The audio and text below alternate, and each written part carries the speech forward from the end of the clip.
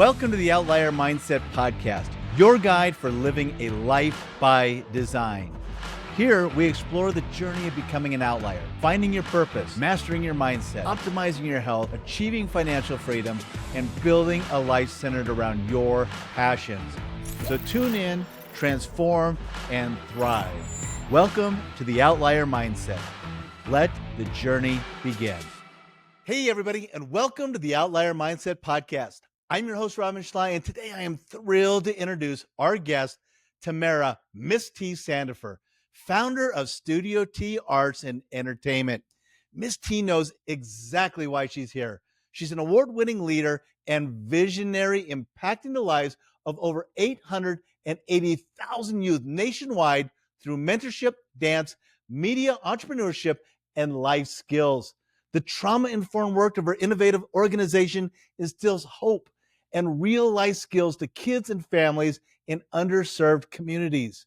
Miss T's purpose and dedication has earned her recognition as Forbes Culture 50 Champion and Woman of the Year by the California Legislative Caucus. Tamara, welcome to the show. Thank you. Thank you so much. I'm so excited to have you here today. You've got so much to teach the people who listen to this podcast, doing a lot of research on who you are and where you came from and what you do. Truly inspiring.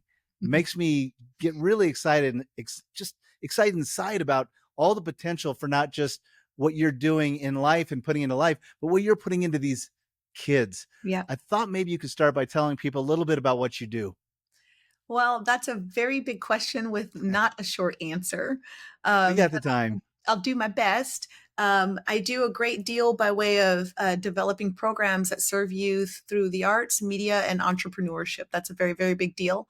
And that's anywhere from, dance, which is a multi-billion-dollar industry now, to media, that's videography, podcasting, photography, graphic design. I have filmmakers, movie makers, actors, talent on screen and behind the screen. They also work the red carpets of some of the most major celebratory events in Hollywood. And that extends to, the culinary arts, to Side Hustle Academy, to DJ Academy, to planning and executing, local events, to statewide events. So there's a lot of depth to what we do, in addition to helping our young people by supplying them with basic needs so that they can concentrate on career development, especially those that come from disadvantaged communities and underserved and under-resourced household. So we're very intentional about, our service being holistic so that we're not just making strong leaders, we're making strong people that can go into the world and help other people. And we don't just do this in one city, we do this in states, in cities, plural. And we have major partnerships where our young people are doing work with the White House. They're doing work with content creators like Disney. And so the ultimate goal is to take them from, what they see as a dream and help them realize it while, shifting the financial trajectory of not just them, but their entire families. Tamara, that is a huge bucket of things, but you're an entrepreneur. And big buckets is what we're made out of, really going out and figuring out what really moves us in life. But let's reel back a little bit because I want to talk about how you got started, because you scaled to something really big, something really impressive. But there always has to be step one. People always look at people at where they're at now and go, oh, I could never do that, or that's too much, or that's too big. Yeah. But there's always step one. What was your step one? I had a problem to solve. I was working with a base of young people that we were losing at dramatic rates, and no one could understand how we were losing them as quickly as we were losing them to things like third-party homicide, drugs, teen pregnancy, and then a darker predator presented itself, and that was suicide. And that's still something that we wrestle with our young people today. They're copping out of life because they can't handle the life that they're living in. And so what got me going is I did what kept me alive, growing up in the hood with, drug wars and all that kind of stuff. And I had a problem to solve. And I knew that, I could do my part. And so that was the extreme motivation behind taking a leap of faith. Yeah, so you grew up in the hood, so you experienced these same things when you were growing up. Was there somebody in your life at that time who showed you the light, or who took you in under their wing, or helped you get to where you are now? I didn't really have that. I mean, I had it when I was in a high school, and it was the least likely of people.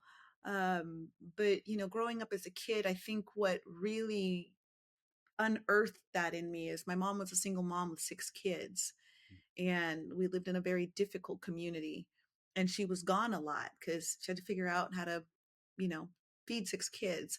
And so I had a lot of sisters and my brother that I knew, if I didn't do something by way of foraging for food, or being, finding a way to hustle and make money, that they didn't have the whatever it was that I was hardwired with. Mm. And so I knew that the survival of other people, there was some connection to me with that. So I've always had a responsibility in that way, when it comes to, helping other people, you know, survive. And so I just kind of did what I always did.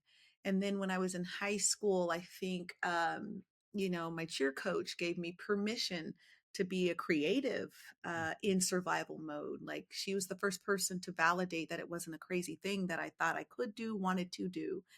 And then I'll fast forward, several years. I met a gentleman named Bill Krause, and he really became my mentor in business and people care.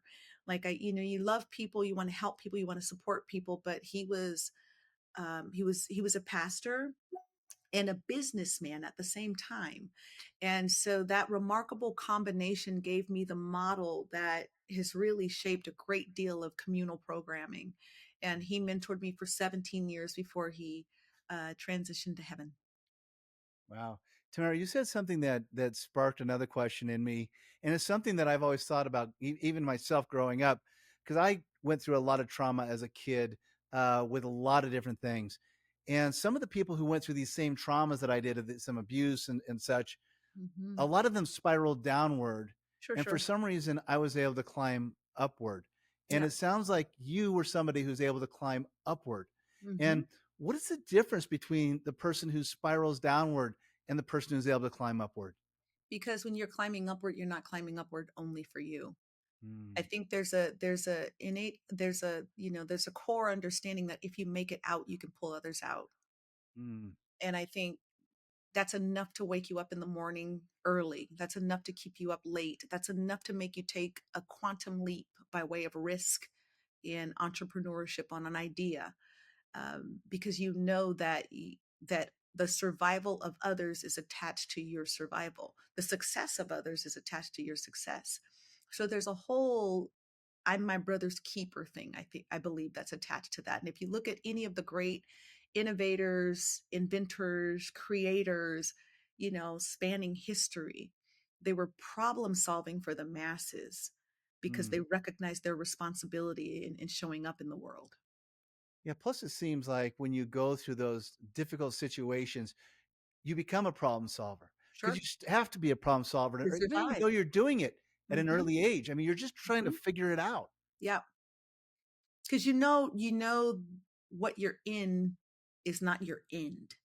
Mm, And I've always known that, like, this can't possibly, I mean, I watch enough TV and read enough books. This can't possibly all there is for me and for the people that I love. Surely I can do better so that we have better. And I've just always believed that. And I'm willing to pay the price if it means a door opens for other people to have a better life. yeah. So now you started out then, when you really initially got started, was it changing a person's life? Was it a group of people? How did you really get rolling into what you've built right now?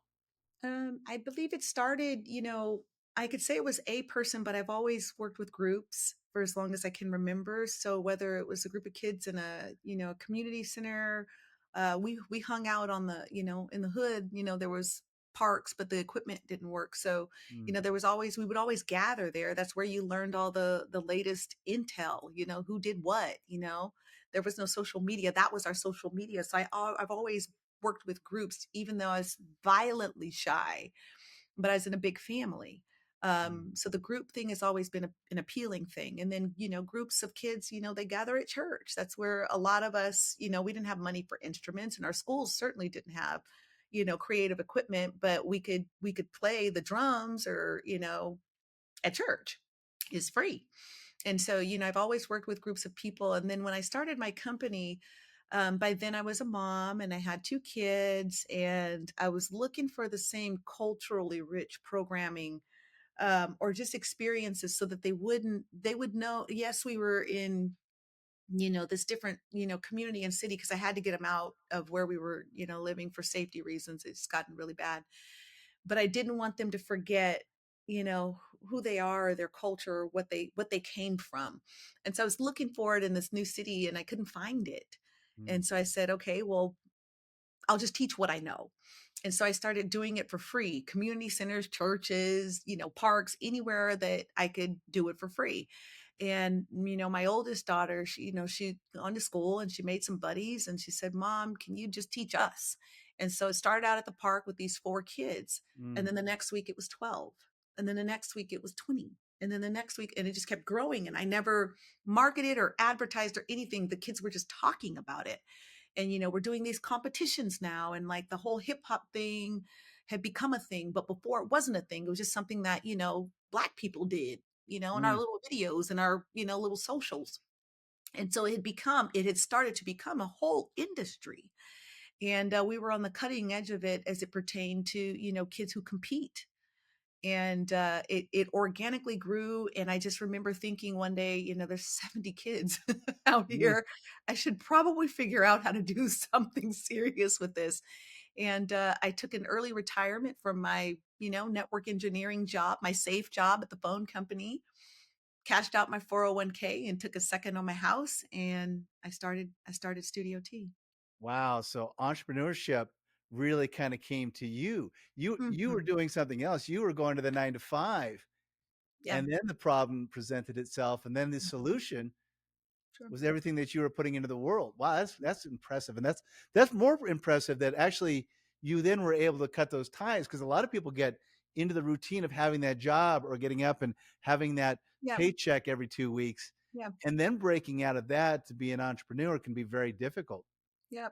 Well, I always gave through, volunteering. So it wasn't a situation. I didn't know that people got paid to teach dance. I didn't know what a choreographer was. I didn't grow up in like your normal dance culture. So I was never signed up for a class. No one was coming to build dance classes where I was from. We didn't have the money to do it. So I didn't know that there was a whole industry around this thing until I got into it with working with the kids. And then the angle, that I got into it was, I had all these poor kids who were just ridiculously talented, Mm. but they couldn't afford a plane ticket to go do the auditions in LA. Mm. And so I started, YouTube just came out. I learned how to, make videos. I bought cameras and I edited, and I would send those little, check out this kid's with passion. You got to see this kid. You got to see this kid. And that's how they were able to book work. We leveraged YouTube and video, for the money we didn't have. And I didn't know how big industry was until, one of my first alums got picked up by Britney Spears in the height of her everything. And I said, holy cats. And it didn't just change his life, it changed his family's life. This some kid that went from we're all on welfare, and now I'm making six figures, and I bought my mom a house. So these are, once I learned, I'm saying, oh, okay, well, anything you can do once, you can do twice. And Mm. anything you can do twice, you can make a habit out of it. So I just made a habit out of, banging out these all stars who are all seasoned vets now all over entertainment in Hollywood. So now it's a phone call, but the was open, years ago for all these other kids that we're working with today. It seems like, our worlds used to be so small. I'm a Gen Xer. I think you're a Gen Xer. We were drinking Mhm. out of garden hoses and That coming part. home when the street lights were coming on. But, now that we've got all these different resources, the Mhm. world's become just a much bigger place. I mean, you have these opportunities. Like you said, you're able to go and record this and it would go onto YouTube and you could Mhm. send it to somebody and somebody could see it. I mean, when I was growing up, we didn't have any of this kind of Yeah. opportunity. Our worlds were really small, Yeah. but now you're able to take and capitalize and really open people's worlds up. and put them in front of incredible people that can really open the doors for them. Sure, sure. It gives you access to the bigger playing field Mm, when you take advantage of, some of the tools and technology that the world has to offer now. And I know that, most often, a lot of people, I hear a lot of complaining from leadership about, oh, the kids are on social all the time, things like that. But it's their navigation tool, it's their yeah. learning tool.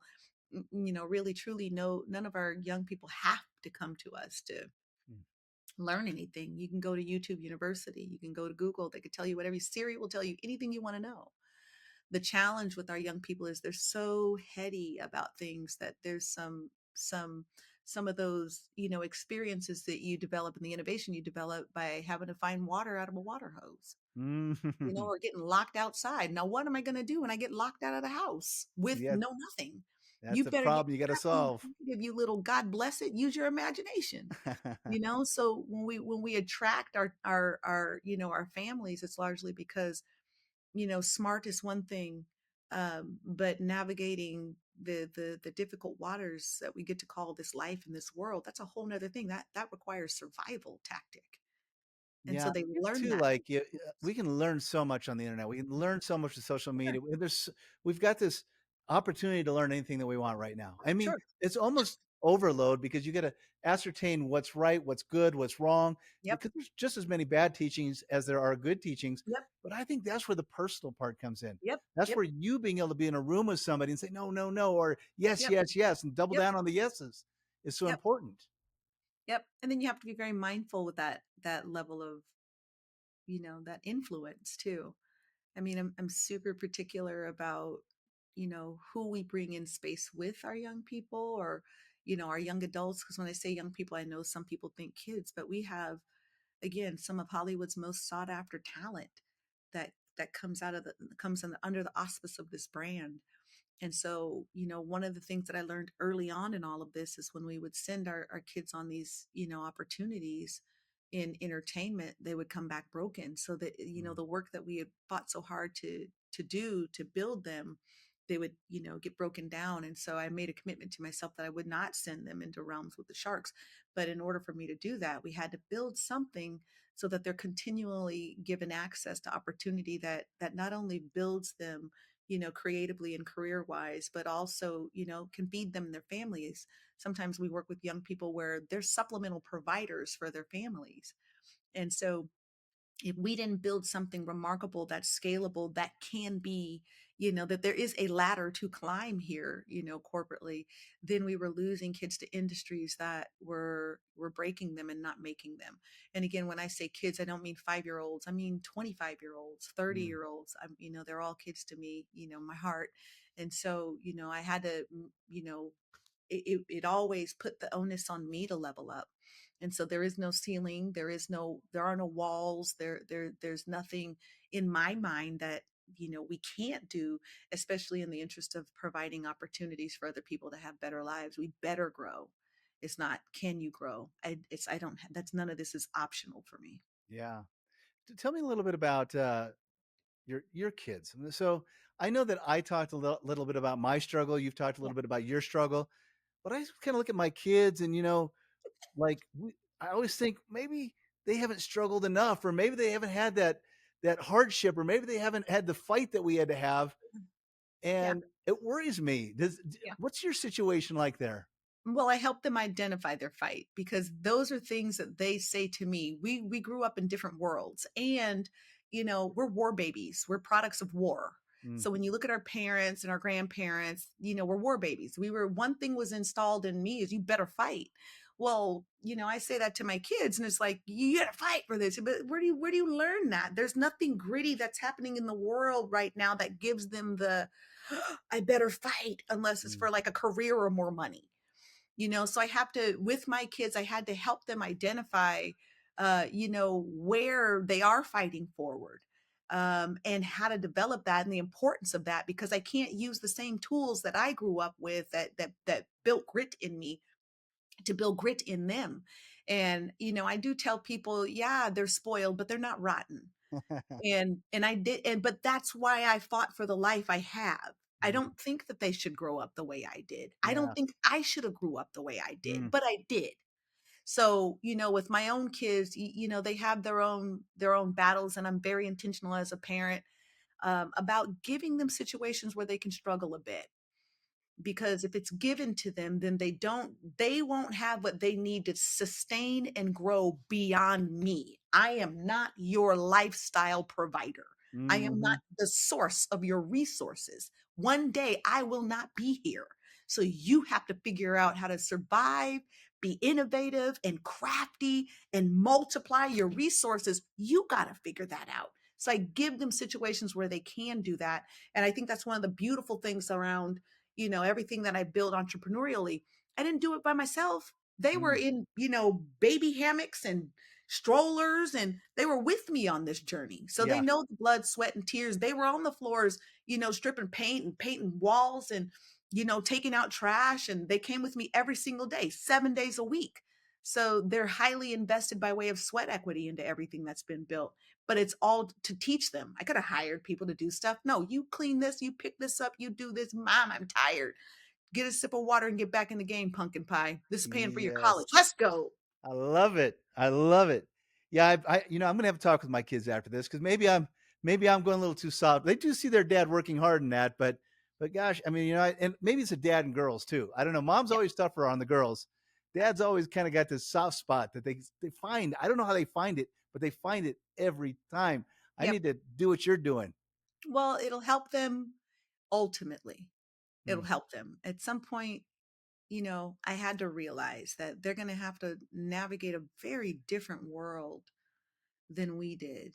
It's not as simple anymore as I'll go get a job at McDonald's, or I'll get a paper route. Like, it's not that for them yeah. anymore. You know what I mean? Now today you have to a minimum of a bachelor's degree in order to get something that qualifies you for some sort of a decent life and lifestyle. Mm, And we didn't grow up with that. Are you a hard worker? Are you consistent?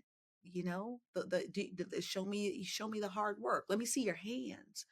Where now it's not that way. So they live in a different world that demands so much more of them because of what they have access to. yeah. And I think if they're not adequately prepared for that, I watch it over and over again. I watch this in adults. You let somebody who's, funding everybody else's lives disappear or Mm, die. Look at empires that have crumbled because this person is not here anymore. mm. And I Yeah. just insist that that's not going to be the case with the people that I know and love or positioned to serve. You can survive without me. I'm going to make sure of that. Yeah, that's awesome. I'm thinking a lot too about, just our upbringings and very different. We both had our challenges, very different in how we were brought up, but Hmm, still the challenges were very real for both of us. for And, sure. Hmm. when anybody talks about that, a lot of people ask me, it's like, don't you wish that it was different? Or don't you wish you could go back and change this or change that? I would say, no way. I was like, that is all those things are what made me exactly who I am right here, right now, for better or for worse, Yeah. even with the crappiest of the bad stuff that happened. I am who I am today, and I don't want to change a bit of that. Yeah. Do you feel the same way, Ken, about your Okay. journey? So I would tell you about 10 years ago, I would disagree with that passionately. Like, Mm. no, I hated how I grew up. That was a terrible thing for a kid to go through. No way would I ever say. I wish it could have been different. I wish it could have been Punky Brewster or, Ricky Schroeder from Silver Spoons. Like, what are you talking about? No. But today, I am in full agreement with you. Had I not had the series of unfortunate events, had I not had the challenge of growing up the way I did, had I not had I could give you moment after moment of just intense pain to the point of, asking yourself, why am I here? Mm, So, 10 years ago, I would have disagreed. Today, I agree because it's gifted me, not just the ability to be agile in difficult times. COVID taught me that, but it also gifted me the ability to have a cultural equity and an understanding in how to survive and thrive in a way that most people, you can't learn it in a book. mm, And it's what's caused us to scale and develop and service hundreds of thousands of people. But I wouldn't have had the know-how if I didn't first have the experiences that I had. And so today I capitalize on, my equity, my cultural equity. I capitalize on my pain. I capitalize on, the being unseen and devalued and discarded multiple times, as not just, in my childhood, but just as a black female entrepreneur. That's a real challenging combination with a bunch of not so great statistics attached to it. Mm. So I capitalize on those things because it was people like that, people with my background, people with my survival skill, that became crucial during the pandemic. And it helped me to see me for the first time, which helped me to value me for the first time, which helped me to build and create something remarkable that's helping hundreds of thousands of people. But without those experiences, I would not have had the equity and the mental toughness to do what needed to be done when the world needed someone to show up and say, I'll try. Yeah, it's like that person who doesn't write that book or who doesn't do that one thing that could have an impact Sure, sure. significantly on another life, right? And you've got this bundle of experiences and what you went through. You've got your personal story of who you are and what you're about, and now you can take that and change 100,000 lives. Yep. I mean, back in our day, it wasn't like that. I mean, back in our day, again, we were drinking out of garden hoses. We couldn't Yeah. reach the masses very well. Yep. Now it's an incredible opportunity to go out and help people positively in changing their lives. Yep. And I think that's one of those things where you look at your experiences and what you did and what you went through, and now you can give back into these kids and have massive impact and massive change. Yep. And the kids, their families, their parents, business owners. I do a great deal of coaching, developing, training, modeling, problem solving with businesses. I do the same thing with civic leadership. In fact, I was just doing some work with the Senate, with our assembly, for the great state of California. I can go down the list of ways that I've been able to show up in other realms and be a value add. And again, if you would have asked me 10 years ago, T, are you sure? I said, no, no, no. I would have said I'm good in the classrooms with the kids. But today, again, it's not only me recognizing my value and showing up in life, but it's now I can teach my young people, their families, the importance of them showing up in other realms, to be a voice of advocacy, to be a solution bringer when there's people are scratching their heads about how to push forward with something. There's a lot of well-meaning people with a ton of resources, but they don't know how to allocate it in a way that it brings about change. And so I'm constantly letting anybody that I can know that has a desire, a solution, a potential, that you've got to cross-pollinate better. Because yes, we can keep noodling around in our own realms, but the truth of the matter is if we don't get better at collaboration and in conjunction with education, because there are some things that I had to learn by way of culture and language. Yes, I'm speaking English, but your English and my English are two different Englishes. So if you don't learn how to collaborate and cross-pollinate, I mean, the potential of survival, it lessens. The potential of growth, the development, a forward motion in a good way, a positive way, and problem solving, it lessens. I think the solution to cancer doesn't necessarily exist in a lab. I think it exists in a person who hasn't had access to the lab. Mm. That is so profound. Matter of fact, I've used that example. I've talked about that before, about that person who just doesn't have the tools or doesn't have, I mean, they've got the answer in their brains or they're smart Mhm, enough to get that solution, but they just mhm. don't have the resources to be there to Yep, pull the right levers to make it happen. you are right. You I know? believe that with everything I got. Yeah. By the way, if I lived in Sacramento, you and I'd be hanging out a lot. Okay, Your energy is so good, and I just absolutely love who you are and what you're doing. So yeah, I'm telling you, you and I'd be fast friends if I lived in Sacramento. That's for sure. let's go. Let's Nothing but a plane go. ride. We could be friends. We'll do that anyway, right? Yes. What about let's talk a little bit about the entrepreneurship. Sure. What are you doing with kids? I mean, you're working with so many different kids. How do you go about identifying? Not everybody's an entrepreneur, right? There Mhm. are entrepreneurs and there are people, okay, might not be cut out for you. Yep. You might want to go get the job thing. And there's nothing wrong with having a job, nothing wrong with Yep. going to work. I mean, it's all about what you want and what your purpose is.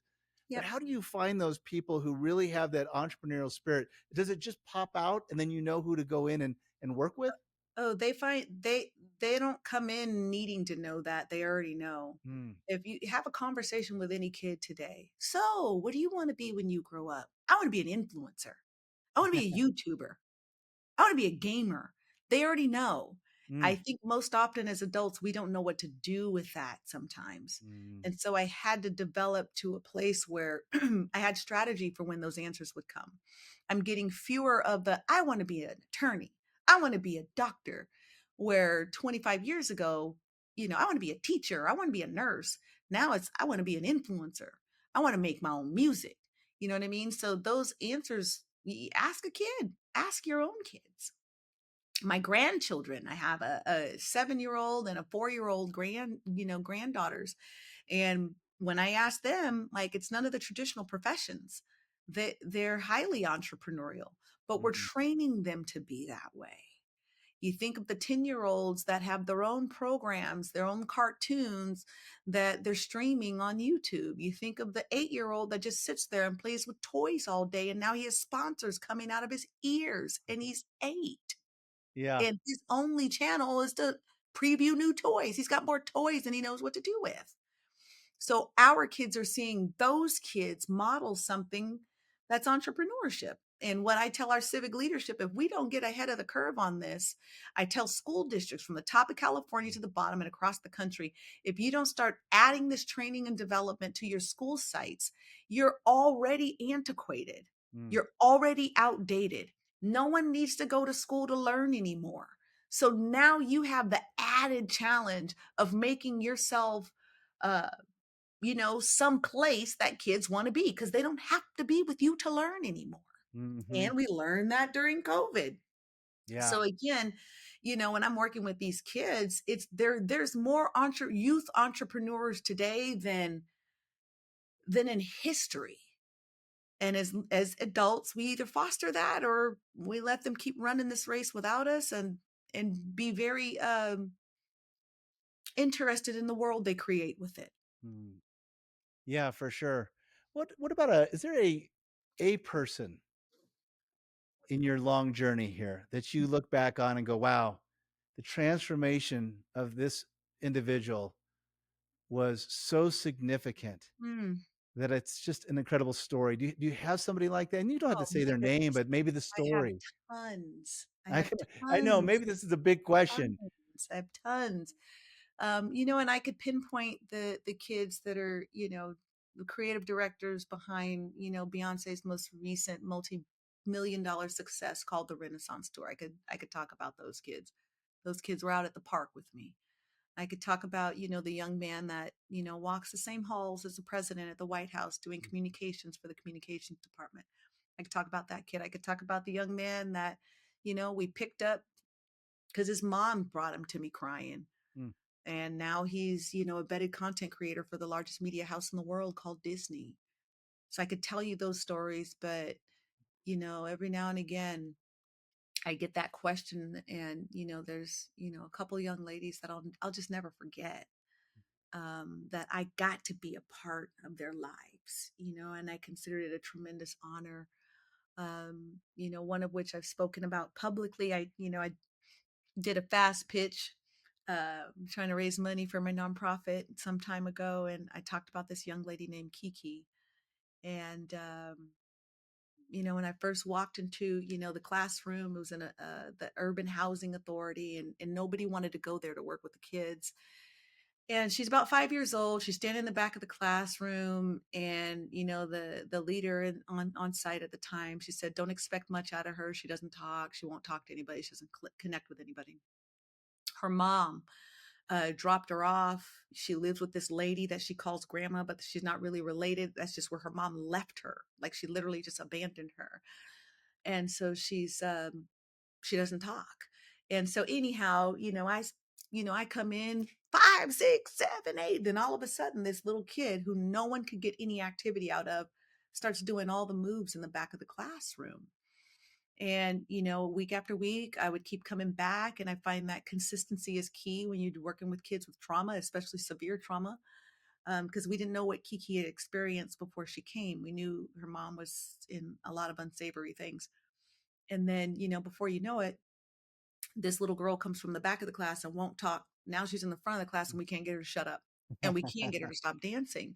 Mm, And so, we got the privilege of being in her life for over 10 years, I think 10, 11 years. And during that time, we were able to get her caught up with school. She developed a dance career. She had beat the odds, by way of where she was living and surviving life.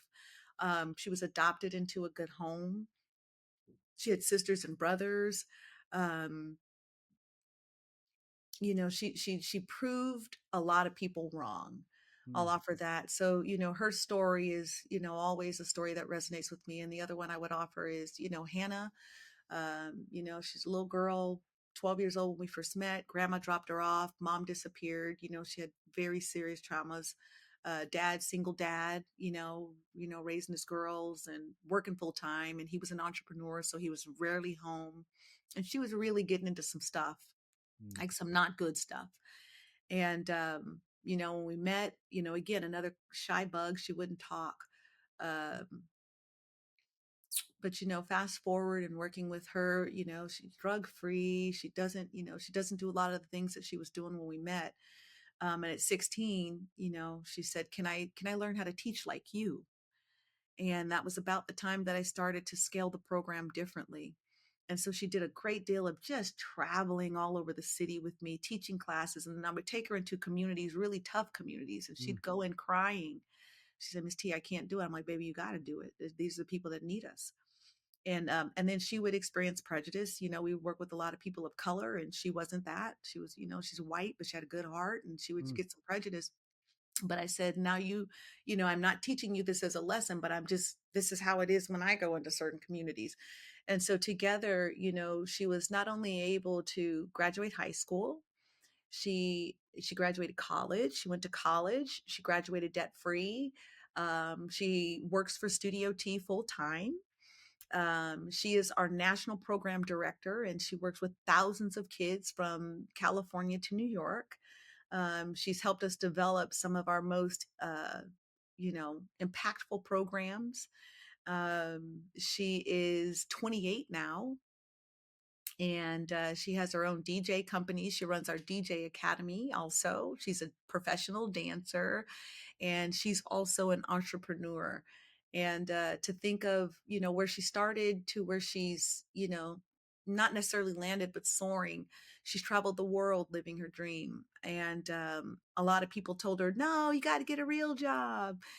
She's been able to help people understand the importance of not always being where people think you should be, but doing something different, and staying the course. Because again, her working with me as I'm building this thing, how it is for entrepreneurs. We don't know what we're doing from day to day. Sometimes it's because of what presents itself to us. But she hung in there. And again, she's got one of the more, I don't tell their stories. I let them tell their stories. But she's got one of the most remarkable stories of evolution mm. when all the odds were stacked violently against her. And those are the two that, really come to mind when I think about things. I could consider my young man that came to me suicidal. Now he's a college graduate with 3 degrees in engineering and some other stuff, and he's a pilot.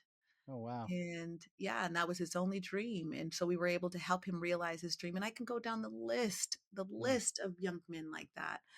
um you know Again, my guys coming in, we you know they come in sometimes even more troubled than the girls. And I think that sometimes that's overlooked. Oh, you're a guy, deal with it. You're like, well, okay, but they can't, they need help. So I have lots of remarkable stories. Most often it's a challenge to narrow it to a story. Even my kids, they mm, have their challenge. They had to grow up in the thick of all of this, and navigate the world. And sometimes when you're in the business of people don't always treat you well. And when they don't treat you well, sometimes they don't treat your children well. Mm. And so my kids have been through some very difficult times, but it's remarkable the humans that they've become. I tell my daughter all the time, you're like one of the most powerful women I know. Mm. Like, I think people think I'm somebody. I'm like, you got to know this chick right here. She's a boss. Mm. It's like, just tell them their stories. It's all Your superpower is rare. I mean, a lot of people, it's really hard to see people on the inside because we're so mm, busy at identifying people on the outside. mm, That little that's good. girl who was sitting in the back of that class who was quiet, Mm, or, yeah. you know, what was inside of her wasn't Mm, able to come out until you brought that out in her. mhm, But so many people see the outside of somebody. Maybe it's they're quiet, or maybe they're rigid, yeah. or maybe they're Yep. angry, or maybe they're getting into trouble. Yep.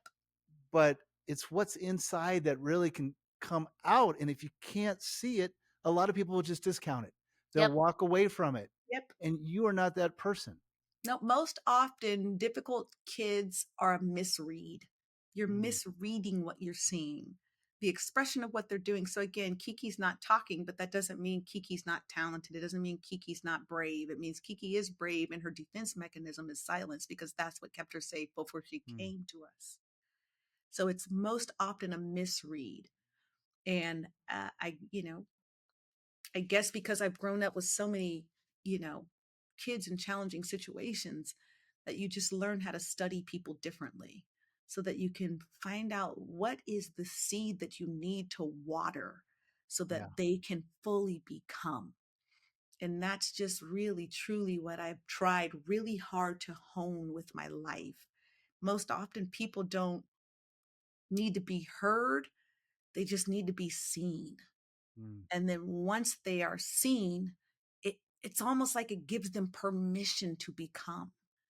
And I don't have to do a ton, but tell them, baby, I see exactly what you see. Now go. And if you fall, I'll be your net. I'll pop yeah. you right back up. Yeah. A lot of people though don't take the time. I mean, they'll look at somebody and go, "Okay, maybe this person does have the talent, but I don't have time for. I hate to use the word for a fixer upper, or I Sure, don't have the time to sure. go in and put into this person to lift them up and bring them up." Yep, But for you, again, your superpower where you see this and you're that incredible person who goes in and understands how to lift somebody up because you know what it's going to do for sure, sure. But that's the world we live in now. them. If you're not practicing that as a leader, as a business owner who's employing people, if you're not practicing that, you're not going to be in business long. Yeah. Is you if you can't spot a talent, even though it's under its wrapping paper doesn't look like a gift, if you can't see the gift underneath all the hurt, the pain, the shame, the guilt, the whatever it is that they're carrying with them, or if it has really nice wrapping paper, but you can't see the core of who they are, you could hire something that looks good, sounds good, smells good, not good. Mm. And you can overlook a diamond that just needs somebody to come and polish them. So if you're a leader in business and you're not honing this skill, you won't be in business long. We're in the business of people. Yeah, and our words matter. Sure. What you do and what you say, I don't care who you are, what you do, how you do it, how many hours you put in a day, but the people that you run across, our words matter. Sure. And the littlest of things can have the greatest of impacts on anybody at any single time. Mhm. And we Mhm. don't value that. I mean, we don't look for those opportunities to do that one thing that might change the entire trajectory of somebody's life. That's it. Which will change the entire trajectory of your life. Hmm. It's in giving that we receive. What goes around comes around. What you put out is what will always come back. I'll never forget that. If you succeed, your success means there's the potential for me to have success. Hmm. So I'm constantly investing in a way that I never have to worry about my own success because I'm constantly contributing to others. Yeah. I always tell people that you need to lead with purpose and with Mm, passion. and then the profit's going to come, whatever Yeah, that might be. You're 100%. always going to be taken care of in life. I Yep, don't know what your profit looks like. I don't know what you want it to look like, but if you're leading just with profit and the money you're going to make, you're backwards. You're doing it yep, wrong. And you yep, need to start with the purpose and you need to start with the passion, yep. and then everything else is going to follow. Yep, you're right about that. And if you're leading with profit, if it's profit based, just study history. Mm, It might look good, smell good, be good for a moment, but not for a lifetime. mm, And everything that I'm crafting will survive, sustain, and scale beyond my lifetime. Anything that, look at Steve Jobs. Look at what there is not a human being that is not touched by that man's passion for what he did. Look at Walt Disney. There's not a human being that is not touched by the passion that man had mm, for what he did. So when I help people understand my why, it's the money's easy. It's the people part, the problem solving part, the showing up in life and making sure life remembers you showed up part. That's key. I don't want to be one of those people that came here and didn't do the fullness of my task. mm, And nobody knew I was here. Like, what mm, kind of life is that where you didn't make your mark, where you didn't shine your light somewhere where it was dark? mm. People should know that you showed up. You showed up and you signed up and you did your part, and the world is better because you came. You used to like speak my love language all the time. I'm telling you, this whole interview, you and I have been, I'm telling you, if I were there, you and I would be I'd be like, let's go talk more, because I got just so much. I feel like you and I could sit in a room probably for hours and just solve the world's problems, or Let's do at it. least try, So, um, Not you know, I want to go on forever, sure. but unfortunately we're bumping up. Oh We're bumping up. no. But you know what? I want to have you on again, because I feel like you and I think we've touched on just a little smidge of the greatness that people need to hear about in the world. For sure. Well, I'm ready to go, and you are, boss. All right. What I want people to be able to find you. I want them to be able to Sure. support your mission and what you're doing, because I Sure. know there's going to be a lot of people going, "Oh my gosh, I love what she's doing. Is she doing it here? Is she Yeah. where I'm at? Or how can I get a hold of this person so that I can learn what I can do to be a bigger impact in the world?" Where do you want them to go to find you? Okay, two places. Number one is studiotarts.org. And that will give you everything you need to know about what we're doing program wise. And then I'll also ask that you consider Instagram. That's also Studio T Arts, but my Instagram is Sweet Tea Time. That's Sweet TEE Time. And I'm constantly sharing things like this there, just in the interest of, sharing the nuggets that help me become. I don't think that when someone gives you the opportunity to grow and be better in life, that you should keep that to yourself. So there's a great deal of that there. And then sweetteatime.com, that's also my website. Again, lots and lots of resources, tools from debt freedom to how to make money on a budget, how to manage your family, all sorts of things like that, tools like that to help people just in the day to dayness of things. And that's definitely a place where you can find me and the resources. That's awesome. I'm gonna go there just so I can I learn how to dance? Is there anywhere on there Oh, that I can let's learn how to dance? go. Yes. So I made an online learning platform, which really exploded us across the country when schools shut down during COVID. It's called Pass to Class, and that's PASSTOCLASS.com, passtoclass.com. You can learn how to do all kind of dancing Oh on that, man. that tool for Well, sure. I'm so glad you said that. I'm telling you, I've always wanted, not horrible, but I certainly am not good. And I've always wanted to be good. So I'm gonna go check it out because I want to be Let's good. do it. Let's do it. Let's do it. That's awesome. And so I always ask this one final question before we get Sure. off. And I mean, your answer could come in a lot of different forms. But if you could go Hmm. back in time, sit down with your younger self, Hmm. that little girl who was going through that struggle, and give her one piece of your most valuable advice that you've learned over your lifetime, what would that be? I see you. Mm, I love you, and everything's going to be okay. mm, Keep going. love it. Well, thank you so much for being on today. I learned a lot, and not only did I learn a lot, but I just love what you're doing. So I really appreciate who you are and how you show up in the world. Thank you. Thank you very much. Thank you for having me.